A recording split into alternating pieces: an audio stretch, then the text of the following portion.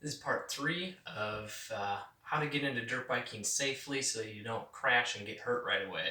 If you didn't watch the first 2 parts, make sure you go do that.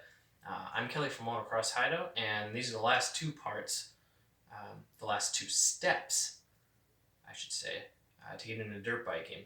So the first one in this video is to not let your ego take over. And what I mean by that is it's easy to want to show off and impress others, or even yourself or your wife or whatever. That could be buying the biggest, baddest, fastest dirt bike to start out, or trying to keep up with faster riders. Whatever it is, you want to stay within your comfort zone so that you don't start getting out of control and ride reckless and end up crashing. Just take it one step at a time.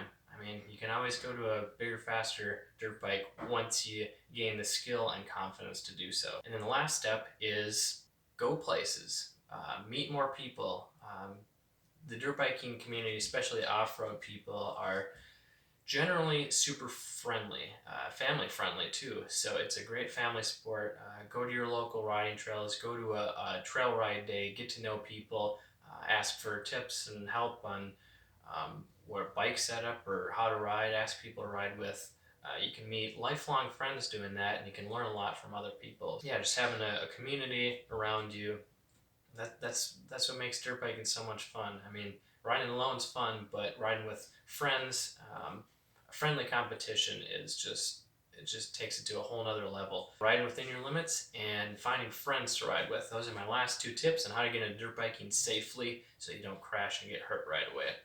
If you want to learn more on how to actually ride your dirt bike, I help new riders that are struggling with basic riding technique build your confidence so you don't crash and get hurt. So to do that, head on over to motocrosshideout.com.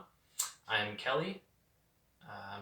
Learn more, ride more.